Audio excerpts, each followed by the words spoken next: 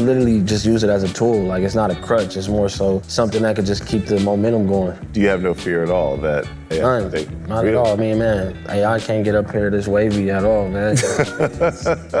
Hello, everyone. My name is Blake Odom, lead producer for Creative Control, the show where we interview your favorite celebrities and creators to unpack what's at the intersection of creativity, business, and brand building. I'm filling in for yours truly, KC Ifeanyi, this week. KC is on a very much needed break. While he's gone, we have a panel from this year's Innovation Festival from his conversation with chart-topping hip-hop producer Hit Boy. Hit Boy has been working with the likes of Beyoncé, Jay-Z, Nas, Doechii, and Jennifer Lopez, to name a few. But through all that success, behind the scenes were frustrations such as being stuck in a restrictive publishing deal he signed when he was only 19 years old. Now, Hit Boy steers his own ship with his record label and creative collective called Surf Club. KC and Hit Boy get into that and more in this interview. We hope you enjoy.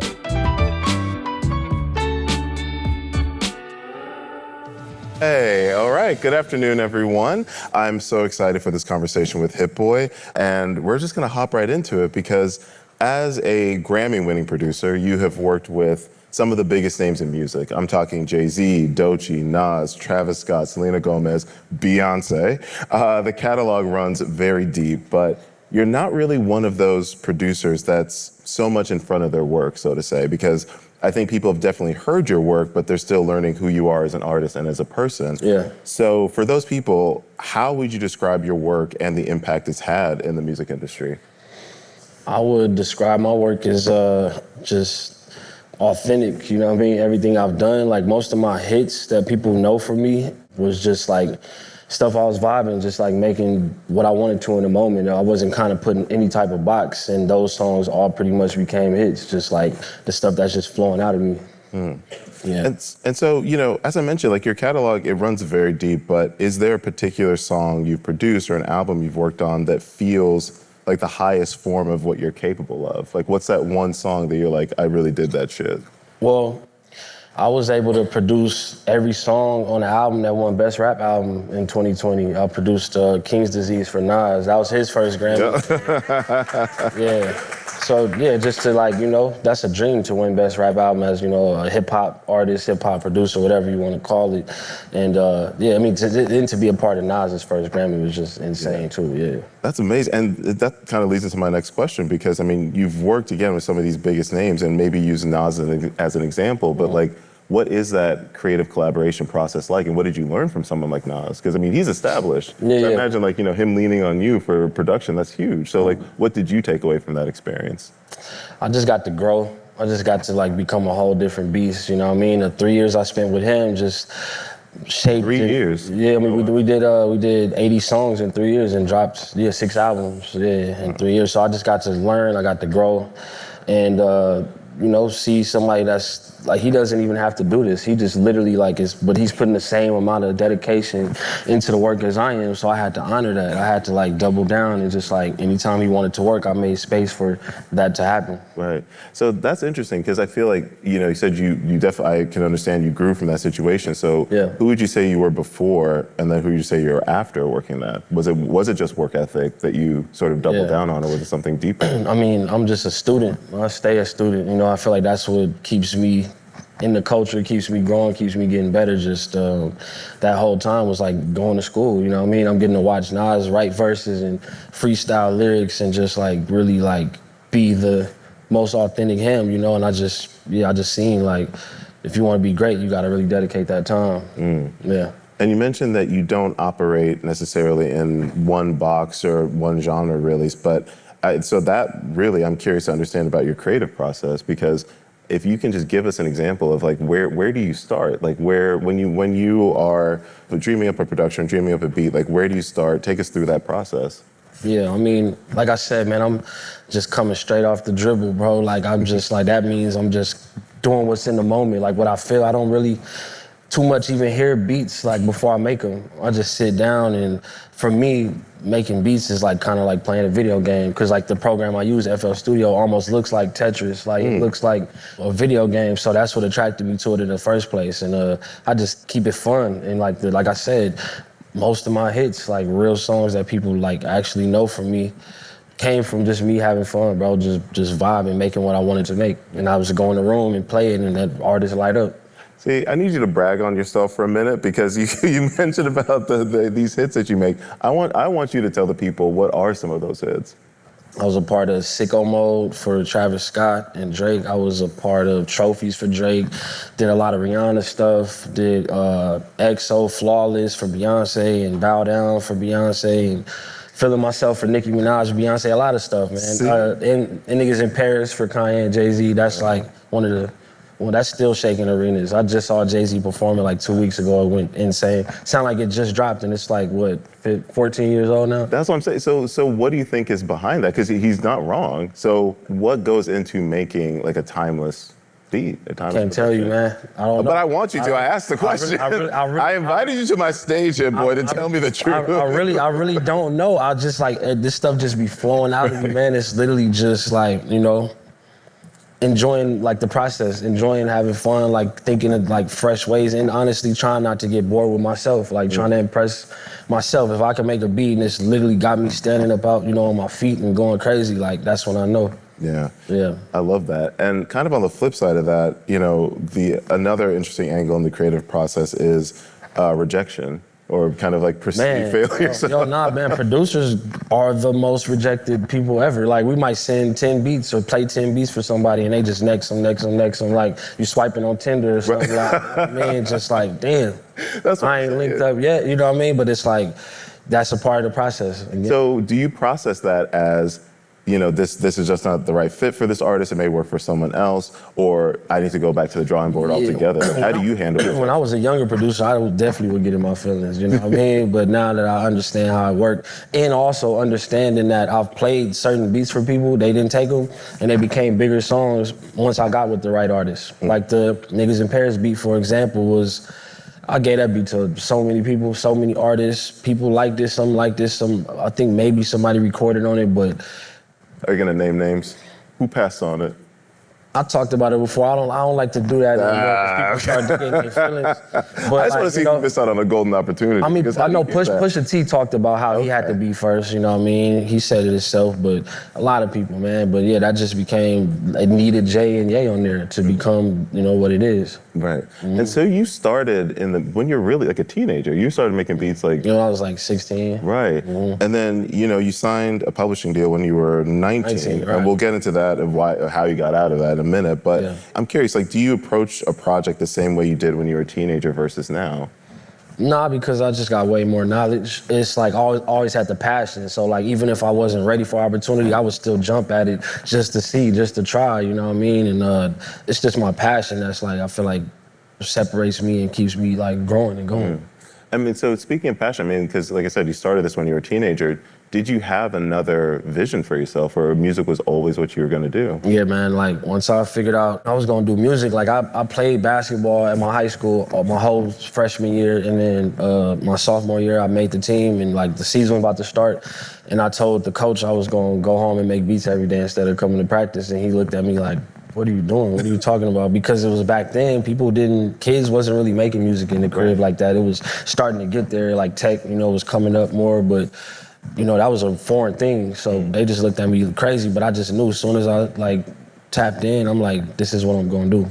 And so one thing I love when I talk to creative people is like really kind of getting at the root of like what drives their passion. So for you, you know, what would you say is at the root of your passion? Like why did you choose music over basketball? Man, I just felt it in my soul, and I always like loved music. My uncle was in a popular group back in the day called Troop, and I got to see like the whole lifestyle with him, shooting videos and going to the studio and just getting fly, like doing everything, you know? So I was just like attracted to that lifestyle, and like once I figured out a lane and saw that I was doing it and people was enjoying it, like, you know, playing beats for people at my school and playing beats for different people, artists around, local artists, and they was taking to it, I'm like, I gotta really lean in. Yeah, yeah, that's great.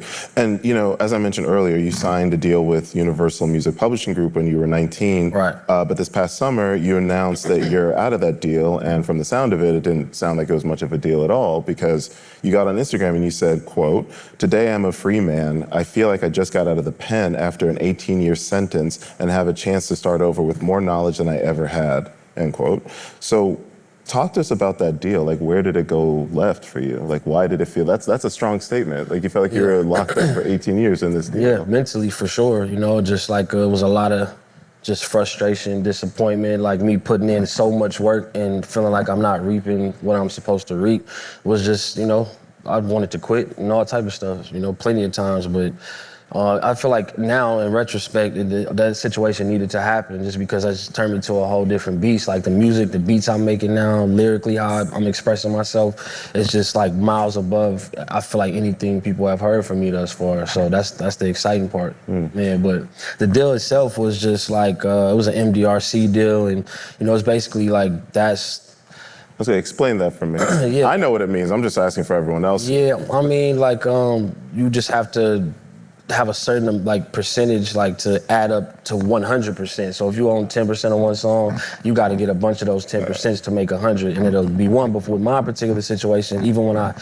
did the amount of songs I was supposed to deliver, they weren't counting certain songs. Like, you know, it had to come out on a CD. After a while, they stopped making CDs, but they still upheld that in my contract. Right. So I was like really stuck forever. Right. Until I got my end date in 2021.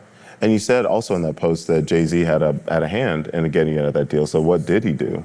He was managing me. I was on Rock Nation at the time, yeah, and they was just helping me out, and I just kind of went to him complaining, frustrated, just like, you know, every emotion just down. And you know, he looked at the paperwork and told me like, man, these papers are not good.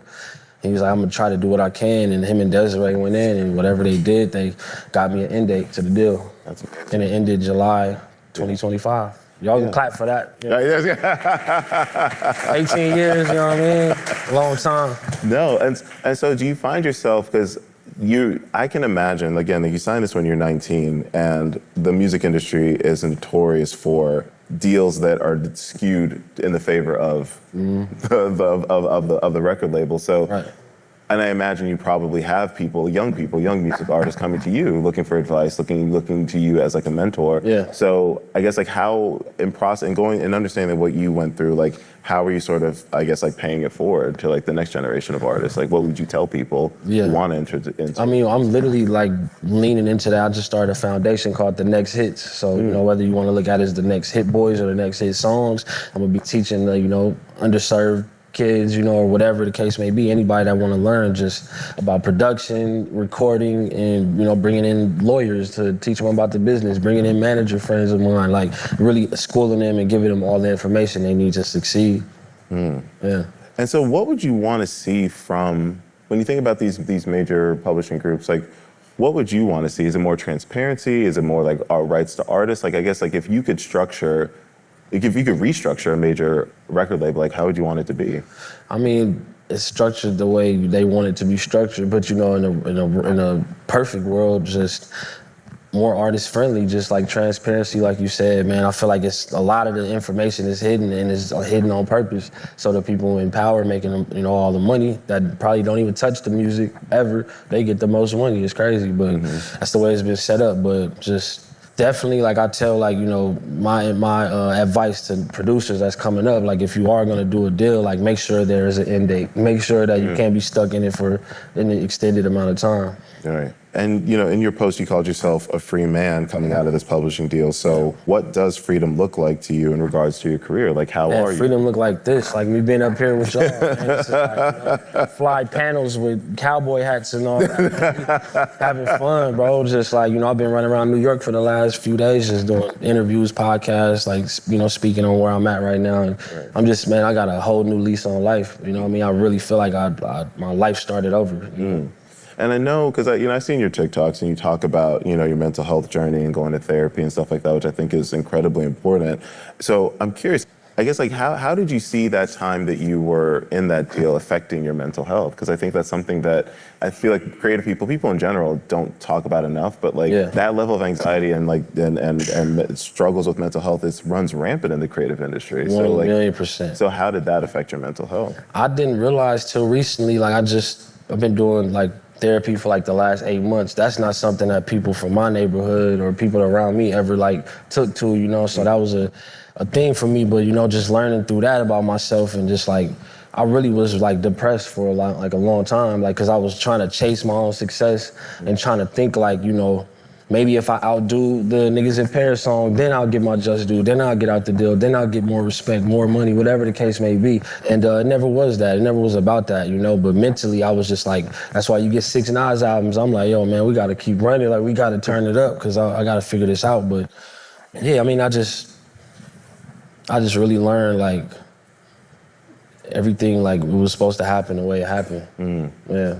And I think that's so interesting. Like, you're talking about this idea of chasing your own success. And so I find that interesting because you've had so much success in the past. So if you can just put a finer point on that, like, how are you measuring yourself against yourself in a way? Like, what does, I guess, like, when you think about, you go into the studio, you want to produce more music, you want to do this, like, is that still something you're wrestling with? Are you still trying to outdo yourself? Well, now it's more so I look at it like I'm just trying to outdo the level I was at before, like just as far as like my production, leaving more headspace, more headroom in my beats, like making my 808s hit harder, like making my voice project more, like I've just have grown so much, and it's like I'll be excited to apply these new techniques and this new knowledge that I've like, been able to, get. It's like, that's the exciting thing for me. More from Hit Boy after this commercial break.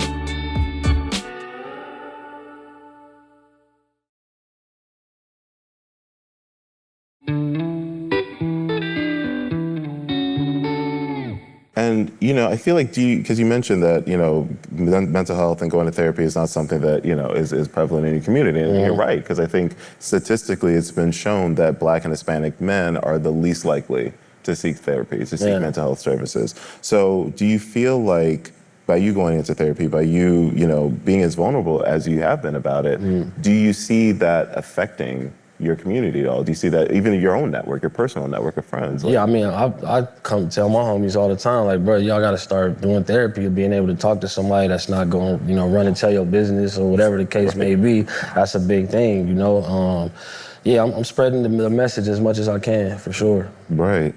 And kind of staying on the topic a little bit about things that can affect your mental health, I would love to touch on AI and creative industries, because there has been a tremendous amount of anxiety around how AI is going to impact everything. But really, in this case, we can stick to music. I know back in June, fellow producer Timbaland announced an AI music company featuring AI artists, and he coined the genre A-pop, which is AI pop. And there was definitely a lot of backlash. I mean, he was trying to say that this is just a tool and, people can use this and build whatever they want, which that is fair to some degree, but I also understand the backlash of people being very scared for their jobs. And so for you, I mean, like, where do you fall in this conversation around AI and creativity? I like AI. I like just like having something that could speed the process up, you know what I mean? And it's not like not me personally, like I'm not just pressing a button and then playing the beat for somebody. Like, I'm getting inspired, I'm like feeding it stuff. It's like getting to know my sound more, and I'm just basically like going back and forth, and you literally just use it as a tool. Like, it's not a crutch, it's more so something that could just keep the momentum going. Yeah. So do you have no fear at all that AI not at all. I mean, man, AI can't get up here this wavy at all, man. It's like, it is what it is. So you have been incorporating, using it in your... A little bit, yeah, for sure. Okay. I use it like kind of like MIDI. Like, if I play a organ progression or a piano progression and I want to turn it into some strings, like I might use it for that. Or if I want to like a chant or it's like a choir, like, I could just like manipulate it and then, take it and make it my own. Right. And so, kind of going back to just you, because it seems like you have reached sort of like a new platform in your life, really. Like, you've leveled up, like, mentally. So what does that look like going forward? Like, how are you sort of building yourself up from where you are now? Taking on new challenges and just like pushing myself. Like, me and The Alchemist, legendary producer, we just made an album and we made a film to go with it. That's my first time. I helped produce the film, funded it with my people. I'm acting in it. Like, just my pops did some writing on it. My dad is in the movie too. Like, it's a step up creatively, to from where I've been. So tell people about, like, what is The Alchemist about? Tell us like what's like thematically, like what are you touching on? The Alchemist is a producer, but the movie, I don't want to put the name out there, but it's high level, man. It's shot high level, 16 millimeter film, big actors in there. You know, we really invested time, effort, money, everything into it. Yeah. So how has it been translating? Because you know, again, we know you primarily for your music, but now you're sort of translating into other creative mediums. So how's that been for you? Like seeing your creative vision through, say, a film? Yeah, no, it's fun. It's fun, and I honestly look at production like as like the world, like you produce the film just the way you produce the beat, layer by layer. Just like put those pieces and take away stuff, put new stuff in just to make it work. And it's no different from producing a beat to me. Yeah. And you said like you really are in a place like where you're taking on new challenges. So what else do you want to conquer? Like what else do you see? Like when you think 5 years down the road, 10 years down the road, like what is it that you want to definitely making more films and then helping other people, helping other creatives, starting an agency called SUA, Software Update Agency, and just helping other artists with their vision, bringing it to life. I'm building a facility out in North Hollywood. I just bought a building and I'm making it all purpose. You know, you're gonna be able to do everything up there, music, film, TV, like photo shoots, like everything that a one-stop shop for all creatives, you know? Right.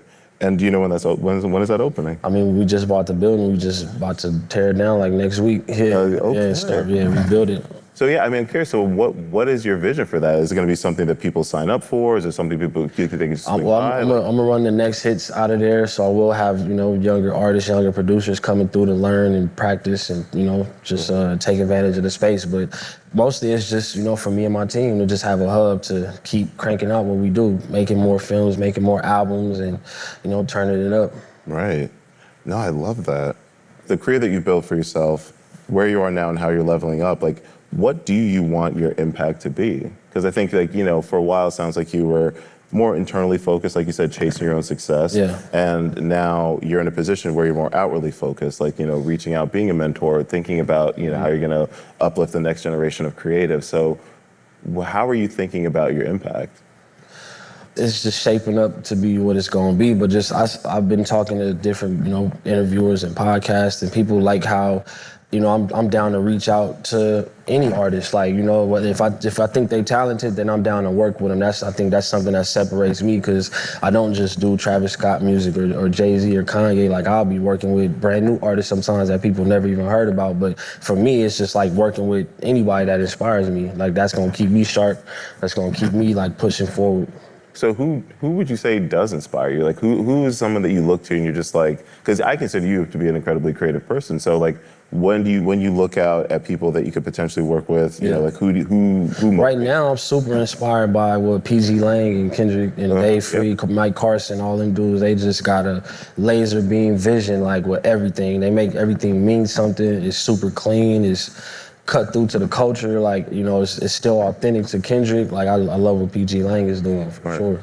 No, it's interesting because, PG Lang, they have their agency, they have their creative studio. Like, I actually just interviewed Dave Free not too long ago because they're announcing, like, another arm that they're doing. Yeah. Essentially, like, they are in a position now where they're able to create things for other brands and other people. Mm-hmm. And so, do you see that for you? I guess, like, because I do see you in kind of in that same lane of like someone who's able to apply their sense of creativity to multiple avenues. Mm-hmm. And so is brand work in your vision? Like, would you want to do sort of like work with brands? And yeah, for sure. I just did a thing with DoorDash and the WNBA and the NBA, and we had like Jalen Brunson in the commercial. Dave Myers directed it, and me and my team pretty much put that whole play together. We remade the basketball song by Curtis Blow. Huh. Like, I just was able to get in the studio, legendary dude, you know what I mean? And then we like helped put the commercial and everything together. So yeah, that's something I'm looking forward to.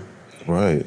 And so what would you say is your point of view? Because I think one thing, going back to PG Lang, there's such a clear vision and a clear aesthetic to what they do. Mm-hmm. I think that they've worked with like Levi's, they've done, Cash App. Like it's very distinct. So for you, when you think about the work that you're doing visually speaking, because I think we have a sense of what you do music-wise, but visually, like, how are you developing that aesthetic? Man, that's been honestly the part for me where it's been like the toughest. Like, it's just like cutting through aesthetically, cutting through visually. And I'm just now, like with my new projects, my new music videos, my new film, like really taking it there. So, you know, I've just been sharpening the tools, and it's still coming together. Yeah.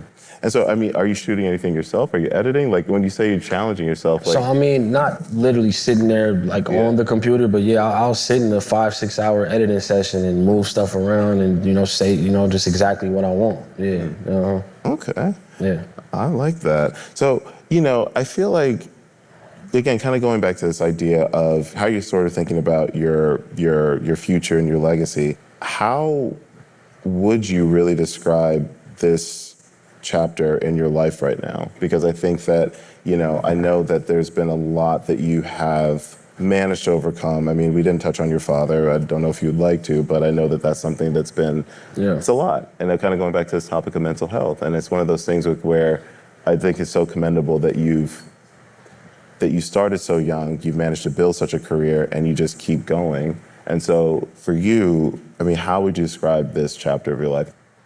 Man, like my album, this is a software update, you know what I mean? Updated mentally, updated swag-wise, music-wise, my beats, my cut-through on my vocals, the way I'm delivering, it's just like everything has been updated, you know, and just, you know, beyond the music, just real life, you know, just realizing through the therapy, like I didn't have a lot of boundaries, you know, I never set boundaries, so I let a lot of people just that really shouldn't have, you know, been around me, just be around me and just take from me and like, you know, drain me, so like, just had to like fall back on just giving so much of myself to everybody, you know. I'm still me, I'm still a generous person, I'm a laid back dude, but you know, I don't let people take advantage of me. I think that's such an important point because, I mean, on a personal note, I'm the same way in terms of like not being, in terms of like, I'm a people pleaser. I want everyone to have what they need. I want to do everything for everybody, but it is incredibly draining. And, you know, I'm not you. People don't come to me I feel like people come to you for different reasons than they come to me. And so for you, I mean, like, I'd love to hear a little bit more about the piece that you're creating for yourself, because I do think boundaries are incredibly important, but is there anything else that you're sort of adding or take away from your life to ensure that you are protecting your peace? Man, I mean, I got a 5-year-old son, man, and like that's the main thing I think about every day, just like how to being the best me and just like pushing things forward so like, you know, he could be straight when he get older. But just like, yeah, like even my dad, you know, my dad came home from prison. He'd been in prison since I was 3 years old. It hasn't been out for more than a year since then, but we always stayed connected, stayed close. But he got out like 2023 and he was on a stage with Kendrick at the Pop Out holding my son. Like I had him doing songs with Snoop Dogg. He did a whole album with The Game. And I just like took him through this thing and he was making money, all type of stuff, and he still ended up back in there. So I just realized like I can't just give somebody my life, like regardless of what it is, like I gotta let them live, you know, their truth. I gotta let them live like through the things that they gotta go through, and just had to just really just fall back, even, you know, just on close people like that, you know what I mean? Like he made the decision that he made, so like, you know, I told him just holler at me when he get out of prison, man. Because like right now, there's nothing I can do for you. You already paid for lawyers, you did all this stuff. I know it's super personal, but it's like, you know, it's real. And you mentioned, you know, you talked about mentoring other people, but you know, you mentioned your 5-year-old son. So I guess like when you think about your life, I mean, kids are going to grow up and do what they're going to do. They're going to be on their own person, but right now he's 5. You know, he needs you to sort of lay the groundwork, lay the blueprint for, you know, where his life is going. So what does that look like? Knowing that you came up in, you know, a rough situation with your dad. So I had that missing piece, so I try to just give him what I feel like I would have wanted, which is like that presence. Like I'm there with him. Like if this thing was in LA, he'll probably be right here with us right now. You know what I mean? I take him everywhere, studio, interviews, videos, and just like really make up for that time I didn't get. And also just, it's a real task, like just molding and shaping a human being, you know? So I think I'm giving him some good tools and just taking advantage of where I'm at in life. So, you know, I'm applying it, and he living like, you know, a little Richie Rich, man.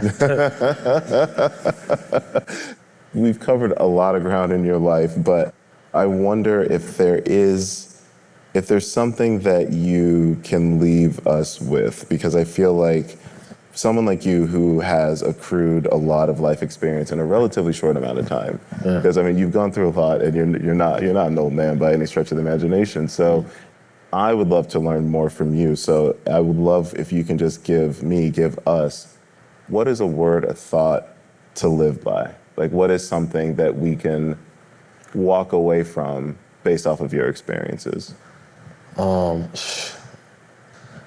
Something simple as like, believe in yourself, you know what I mean? It's like, I probably wouldn't have signed that deal if I had more patience and believed in myself, but also I needed to go through that. So just, things can always get better, it get greater later. Yeah. Get greater later. Yeah. I like that. Word. I like that. All right, give it up for him, boy. I like that. Get greater later, man. I appreciate you, man. Creative Control is a part of the Fast Company podcast network. Our show is produced and edited by me, Blake Odom, with help from Sam Gabauer and Howard Torrey. Mix and sound design by Nicholas Torres, and our executive producer is Josh Christensen. Be sure to subscribe to Creative Control on Apple Podcasts, Spotify, or wherever you listen. You can also hear all episodes in the Most Innovative Companies podcast feed. If you like this podcast, which I'm sure you do, leave us a rating and review on your podcast app of choice, or let us know in the comments of Fast Company's social media. We're basically on every app you can think of. KC will be back next time. See you in a few weeks, and happy holidays.